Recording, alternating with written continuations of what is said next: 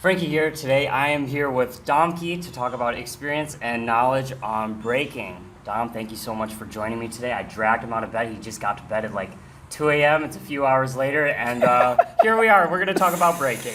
All right, good to go. First time I watched you was in 2010, 2011. It's when you had the break-off 1v1. You were battling Gravity in the finals, that one. Yeah, that's like one jam that, it was one of the bigger jams in Maryland, and like every year I would go and like, I'm not trying to sound cocky or anything, but I won every single, I think it was like 3 in a row. I remember it was like, I won the first one and I went to the promoter. I was like, all right, I won this one. I guess I got to judge the next one, right? And they're like, oh yeah, okay. I went to the next one the next year. I won that one. I was like, all right, guys, I won 2 in a row. Let me be a judge. Third one I went to, I won that one. And then they were like, all right, next year we'll just make you a judge. And then I judged the next one. And then the following year after that, I went to compete again. And then I won that one too. That was like the longest streak of like an event I took. It's like 5 years in a row or something, or like 4 or 5 years in a row that I just went like full throttle through it. 2010 one, I think that was the first one of it happening, or it's like the second one of it happening. And that was like one of the tougher ones that I had. I think that one in the year after, or the year before, whatever one they were, but they were definitely tough ass ones, especially having Gravity in the finals. Like, that's a homie, so like he's always been killing it. So. Do you remember who you battled in the finals? I remember the Puzzles one. Puzzles was the last one I did. Okay. I think I battled Excite in the finals, and I forget the other one. Yeah, but these old StrifeTV days. I know. StrifeTV was so good, man. I think I always talk about that on the podcast and everything, about how dope Strife was. Stance is great. They definitely like put the like media out there and like footage out there for everybody. It's like top tier quality.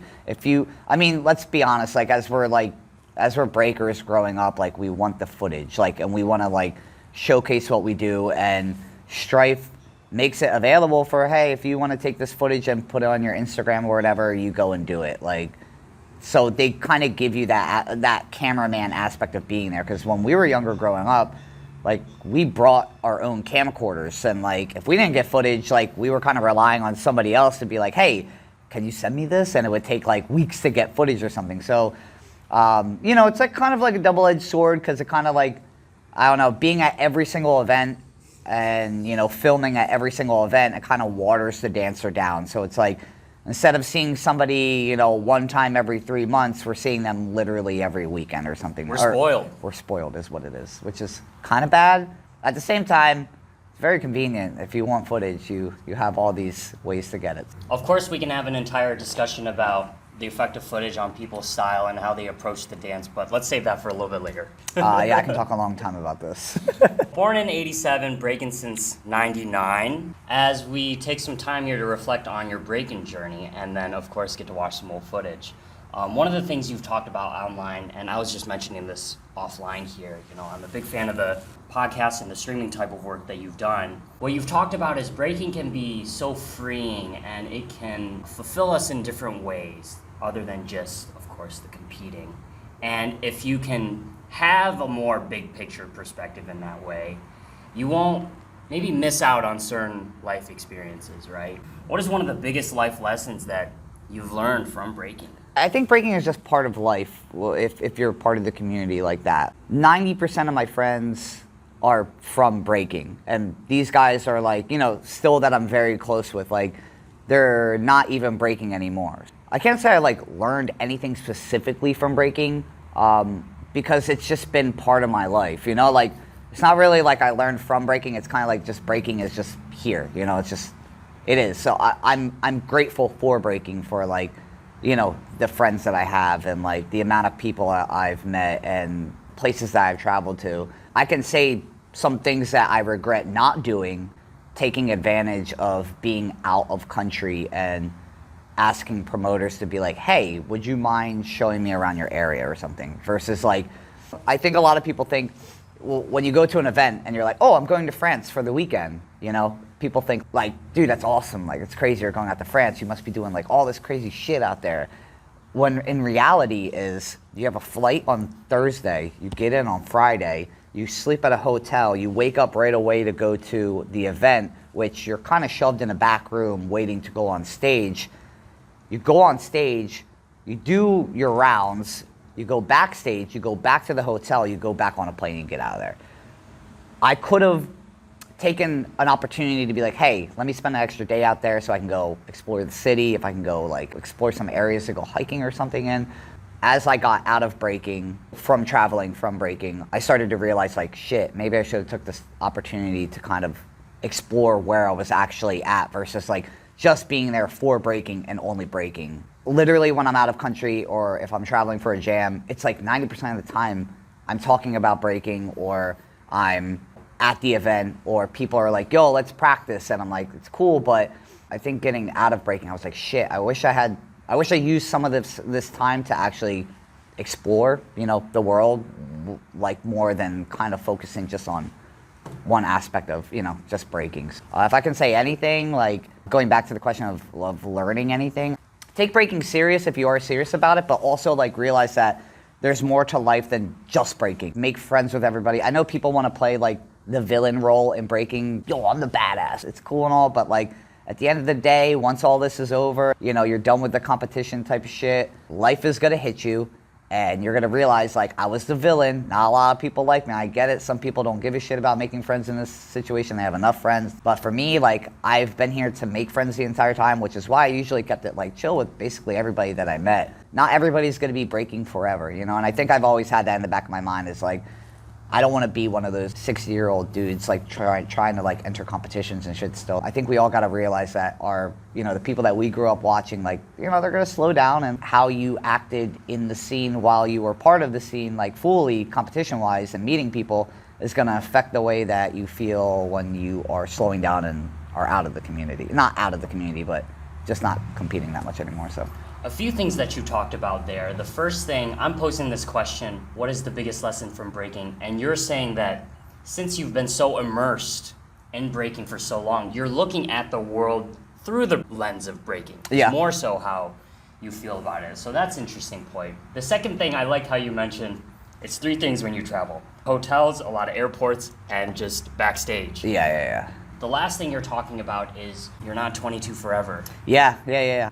You know, it sucks because, like, you watch old footage of, like, I mean, I know everybody does this. Like, everybody's like, yo, it's going to be super dope to see this guy. I haven't seen him dance since, like, 1995, and then he's, you know, coming to a competition, and then you see him get down, and you're just like, dude, you just do not move the way that, you know, you used to move. You're kind of upset about it, but you can't be upset. You know what I mean? Like, you gotta understand, like, everybody gets older, man. And I get it, like, there are some exceptions. Yo, Rockswright's one of those dudes where it's like, he looks like he hasn't, like, aged a day. You know what I mean? Like, and the dude's, like, in his 40s now. He can still hang with the kids. That's rare exceptions that I see. But a lot of people, I'm just like, I would rather the good times stay in my head than to, like, see somebody come on stage and I'm like, man, you are just not doing it anymore. You don't need to do it. I don't think people are forced to do it. Nothing against the 40 and up battles or anything. There's a lot of breakers that are over 40 that are fucking still killing it, right? There's a lot of them dudes where I'm just like, dude, there's nothing to prove. And I get, like, people get the itch to battle. I'd rather you guys end on a high.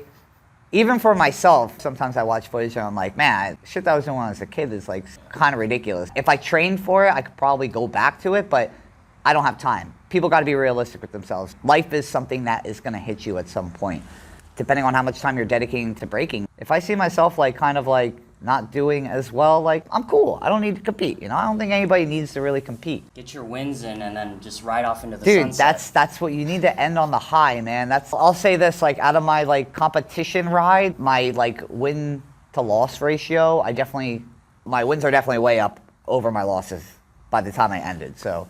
Because I lost a lot when I was, like, younger, but I don't know, probably like 4 years in, I was, like, starting to kick it and, like, bump up the wins a little bit.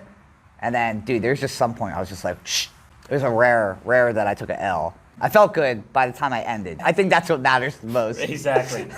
I want to go back to another thing you said when you're talking about the experience of traveling and just how not sexy it is, like you said, the airports, hotels. And I mean, when you ask certain breakers, sometimes if you ask them to reflect back on their competitions, even if they were really successful, some of the stuff they remember are just dumb stories. It's not even so much, you know, what happened the day of the event in terms of competition and all that. Can you relate to this? 100%. Yeah, I know there are some events that I went to that I don't remember any battles that I was doing, but I remember the stories when I was there. Whisper down the lane type of shit that like you'll be at an event and be like, oh, did you hear blah blah blah at this event was like doing this shit at the event? And you're like, no, it's like, yeah, I was at the after party. It's like high school, dude. It might not be as close knit, I'd say, just because I think the community is a little bit bigger now, and I think groups are a little bit more separated right now as well. Also, the amount of American teams going out of country,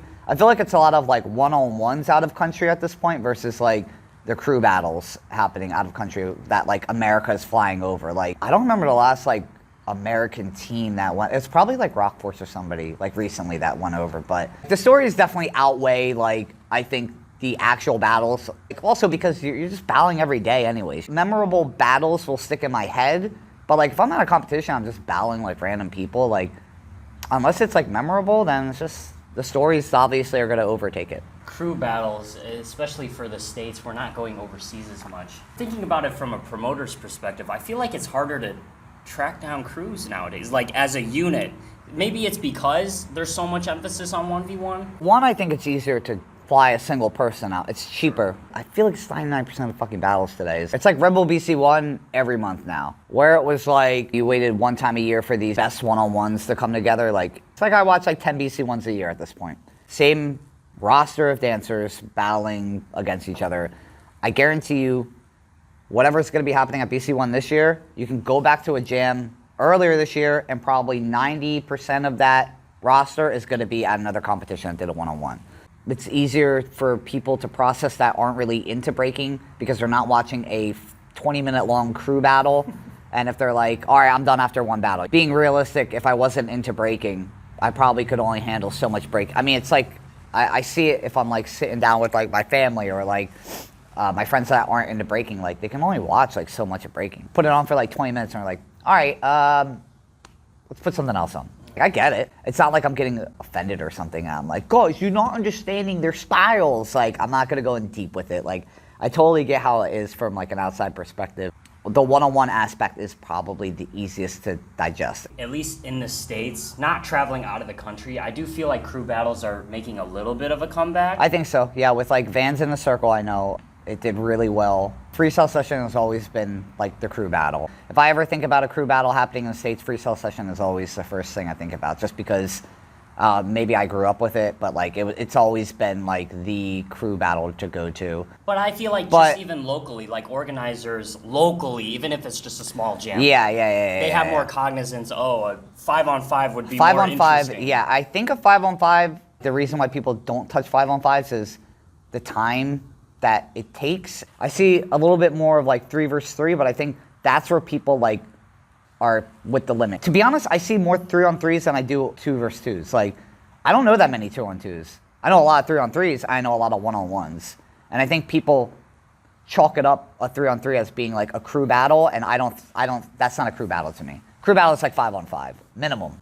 Shit, I'll even say 4-on-4. When you do a 3-on-3, that's when you start ending up with like, have a core of 1 and have a core of 2. But it's like, nah, man, I want to see these guys together. They might as well just battle together. I don't want to see these guys battling each other. I'd rather just stick to the 5-on-5 or something. You just said have a core of 1, have a core of 2. That takes me back to like 2009. To which event? Well, I'm just saying when crews used to double up because I know. many people. They're still doing it. I just watched, actually, I think the Elephant Graveyard guys entered something and they have like 2 Elephant Graveyard crews in there. And I was like, oh shit. You guys could have just entered 1 if it was just a big thing. That was an amazing event, by the way. The recent one? Yeah. Yeah, fantastic, yeah. I was just talking to Raul about it. You know what's funny is like somebody in like a side like DM that I had with like these like guys who do like podcasts and shit, like one of the guys was like, oh, like look at this jam, like look at this rinky dink garage setup that they had. Who gives a shit about the venue? If that competition is stale, I don't give a shit about that event. That event looked hype. Technically, it looked like a venue from like the mid-2000s for me. It looked like a normal jam that I would go to.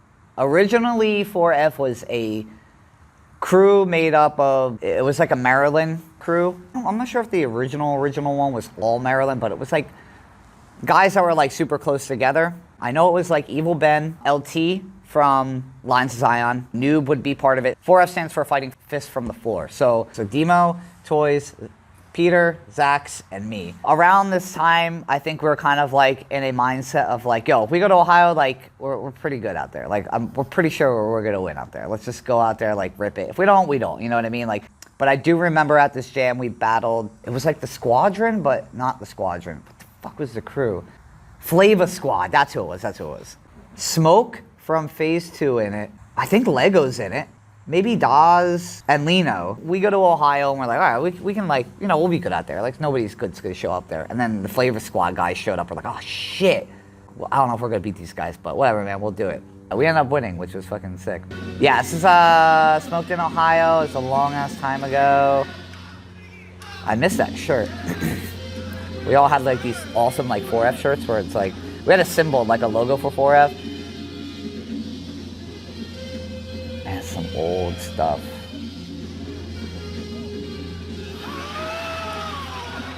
Some old stuff, man. 2007 to like probably 2012, I was probably like prime competition mode. Yeah, I was like training probably 3 to 4 days a week for like 4 to 6 hours a day.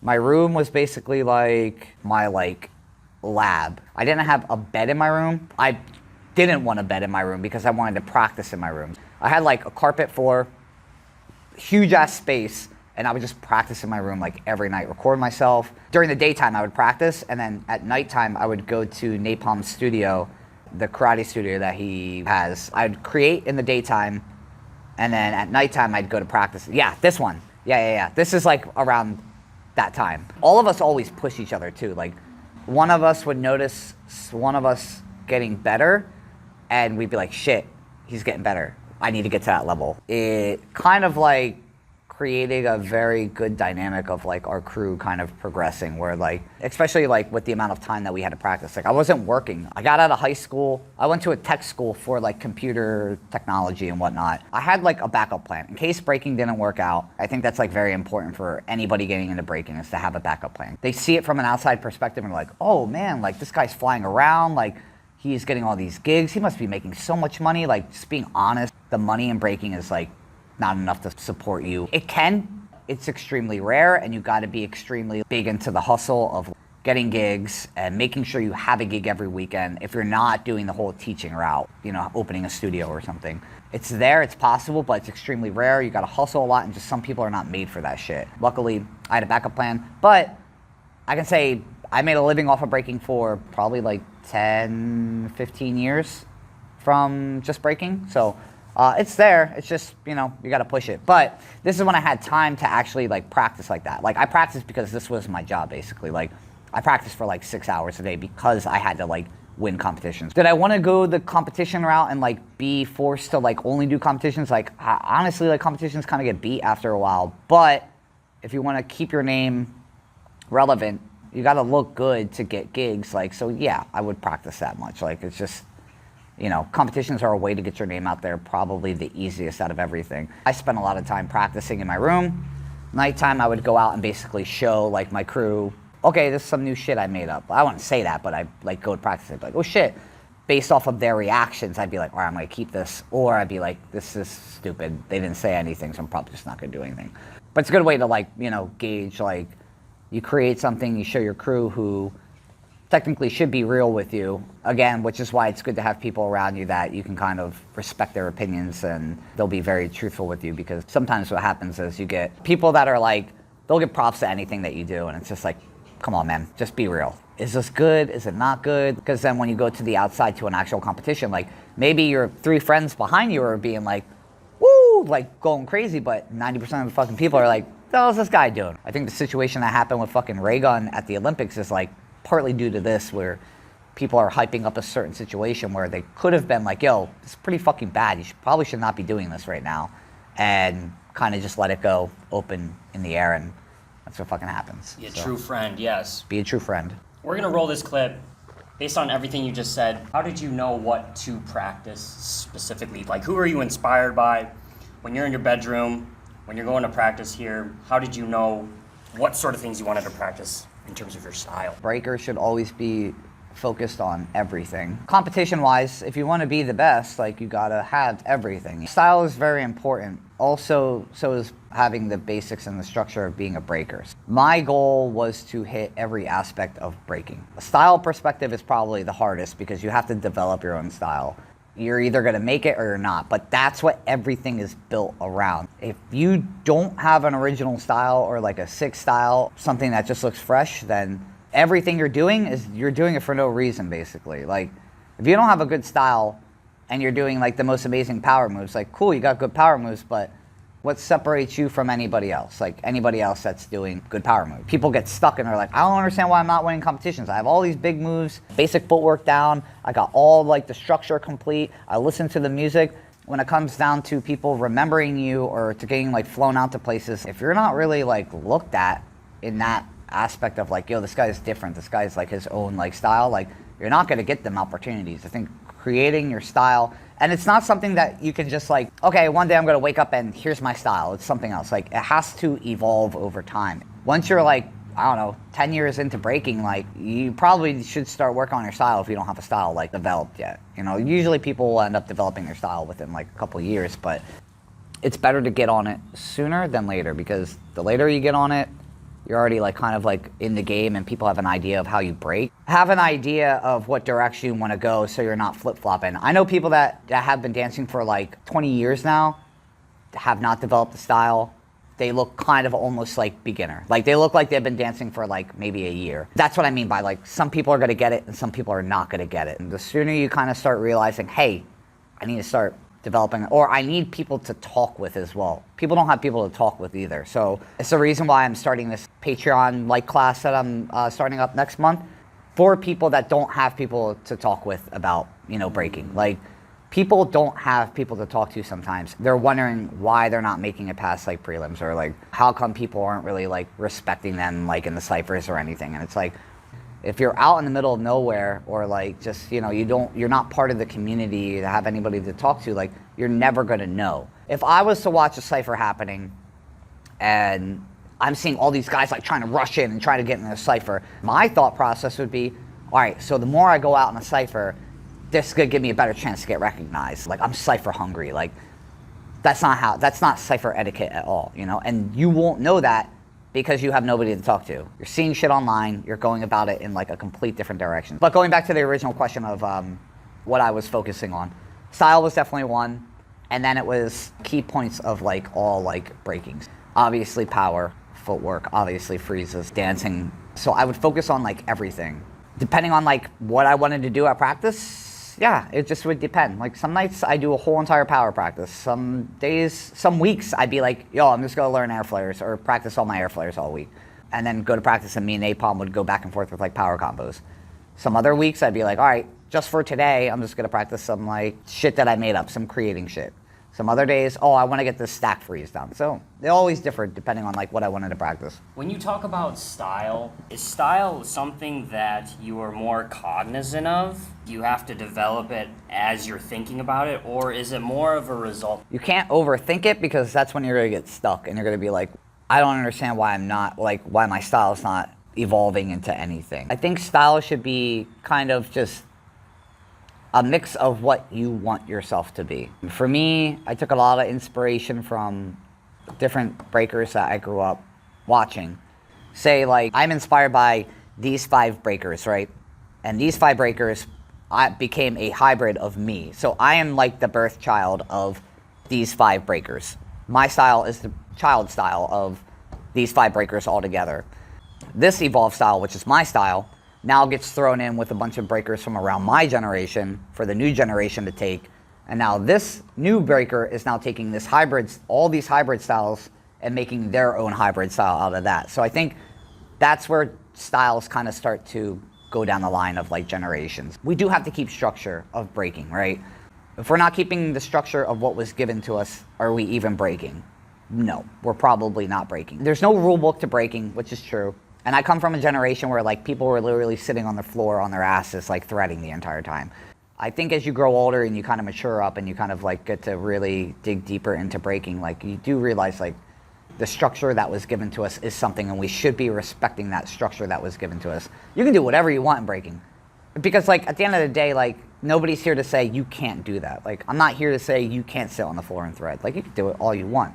But when it comes to like respecting breaking, you kind of got to respect what was given to us. Because if you're not doing it, then again, like, is it really breaking? I can't really say it is breaking if you're not doing what was given to us and the way that it's supposed to be being done. Like back to like style is like, I think it should develop by itself. You shouldn't bite in a sense, but at the same time you should kind of bite.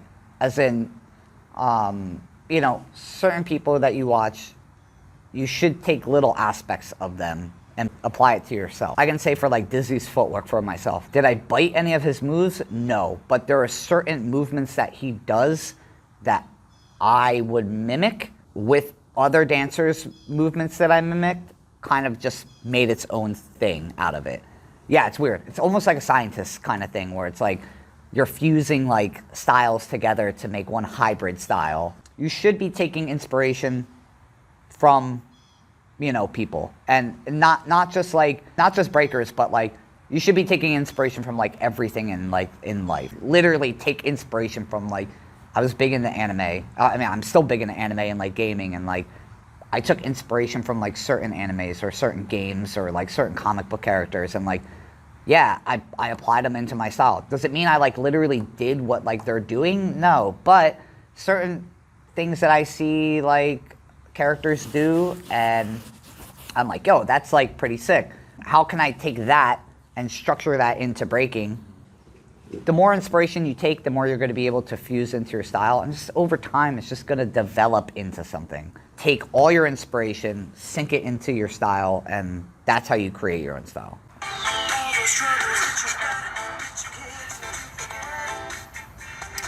Yeah, these were like, and also this floor was like the best floor to like practice power on. Like,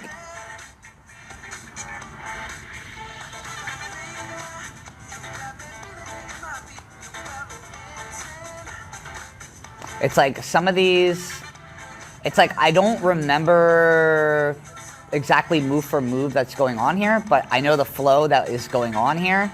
And like I can, in my mind, I know exactly what's like happening with it. I don't really watch like clips like this too much, but I mean, some of this shit, dude, I still do some of this shit. Because some of it's like, for me personally, it still works in like today's like competition, or not even competition, but just like the scene itself.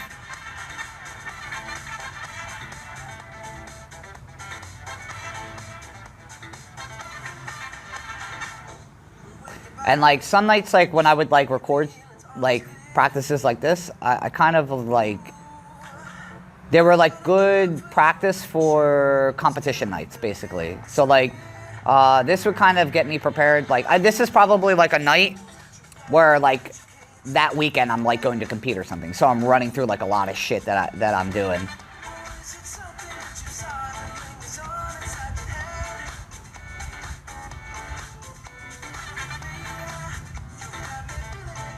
I miss that shirt too. I don't know what the hell happened to that shirt.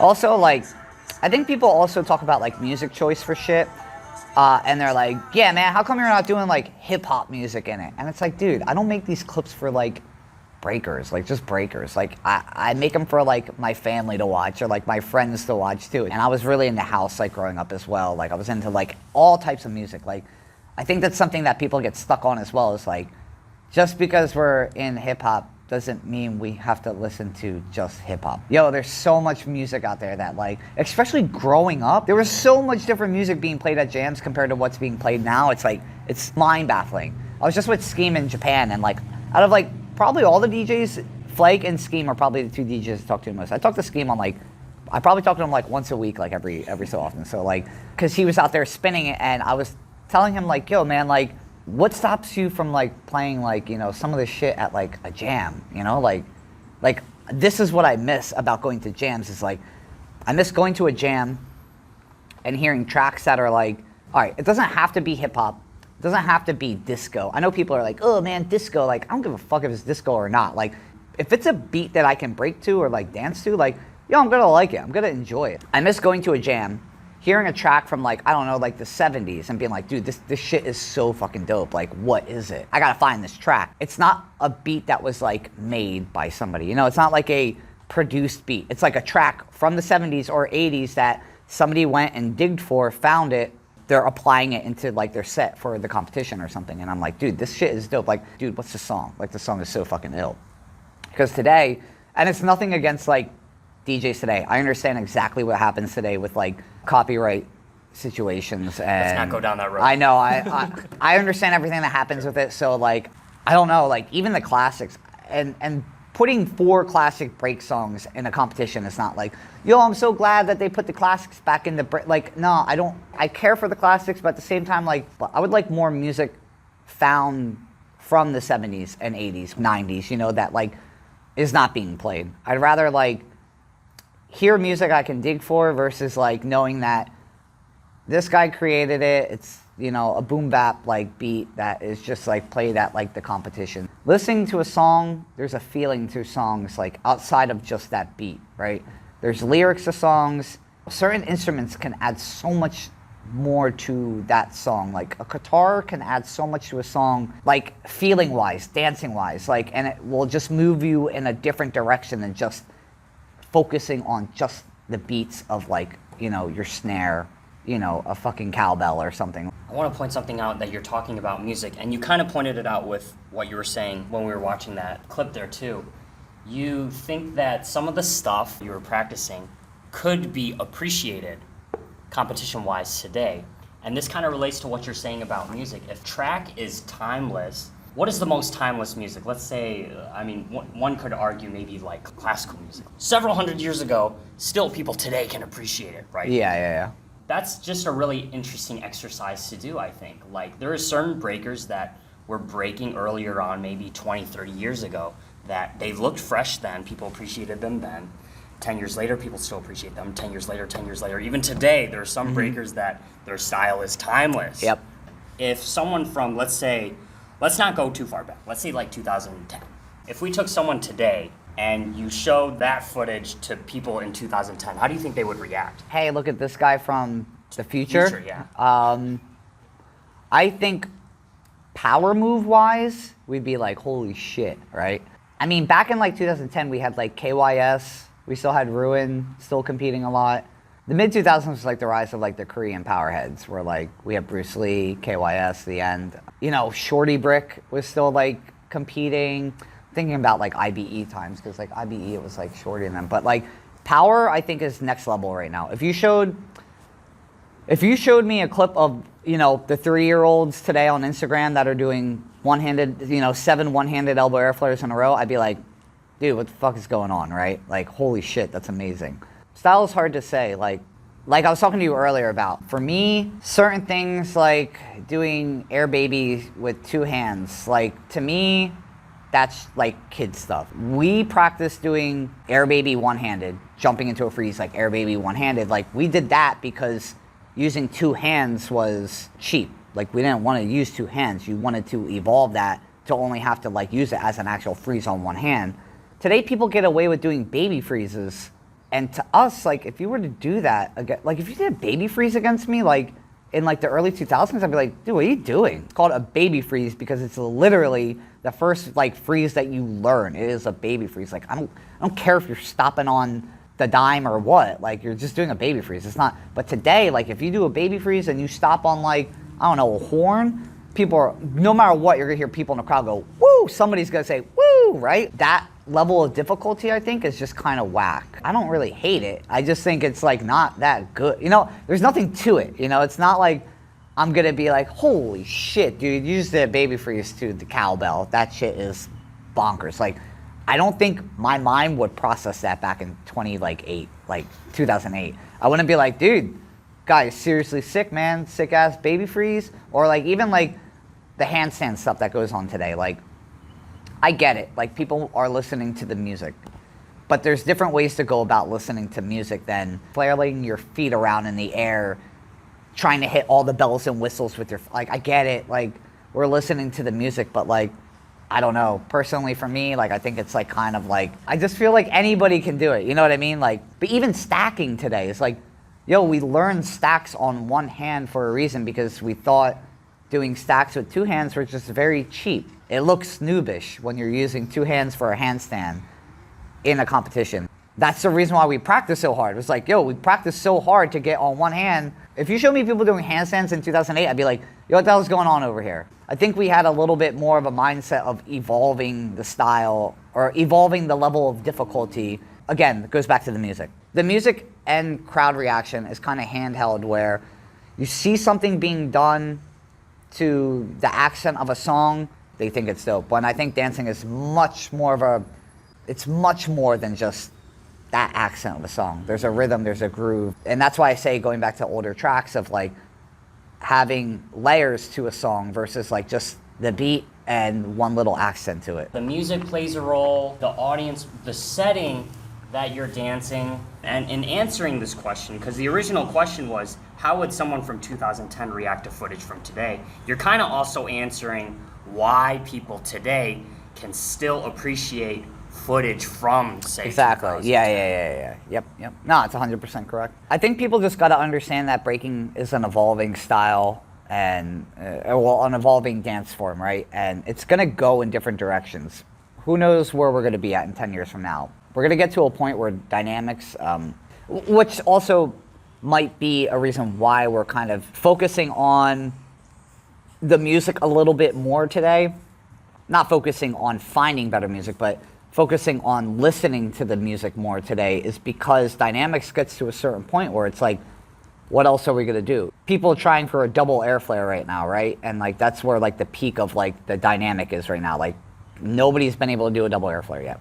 I'm sure at some point somebody's probably gonna get it. What's the next thing that we can focus on to evolve breaking, right? And it's listening to the music even more, because I think a lot of people weren't listening to the music, but I think focusing on the music back in like the early 2000s. I'm not saying everybody, I'm saying like there was a lot of people though, like not focusing on music. Like you go out, you do some tops, and then you do your round, and like that was it. I think people are like up top dancing a little bit more now. The dancing aspect, like are we gonna hit a peak on that and then focus over to something else? Or like footwork, are we gonna hit a peak on that and focus on something else? Like I think something that sticks in my head, I did an interview with like Why Not a while ago. He's like, a lot of people are like stuck in the past, and we're talking about keeping true to the culture and like, what was being done in the 70s, and people are dressing up like in, keeping like this b-boy style from like the early 90s or something. But it's like, he's focused on like what's gonna be the future. And I'm like, yeah, man, I mean, you're right. I never really thought about it like that, but like, what is the next thing that's gonna be hip?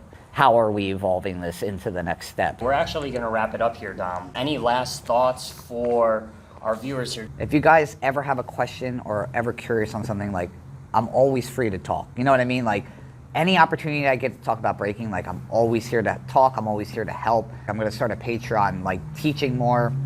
What I'm doing right now is focusing on teaching and guiding for now. Like, yeah, I'm still breaking. Competitions I kind of like to the side for now. I've done enough competing in my life. My goal right now is to focus more towards like guiding the future and like just helping them out and like enjoying breaking a little bit more. So especially if they have no one else to talk to. And I think that's a big thing that we're kind of at right now, is like you can go to a competition and people can talk a lot of shit about you, but like they don't know what you're going through. They don't know the upbringing of people, right? Like, yeah, people might look like, like a noob or something, but like I think people got to kind of have an open mind of like where they're at with breaking and who is teaching them. And I don't think a lot of people have the patience to do that sometimes. So I'll say this, like if you guys are, breaking and people are like, talking a lot of shit about you, just know that like that's part of breaking. No matter if you are killing it or not killing it, you're always going to have people that are going to be commenting some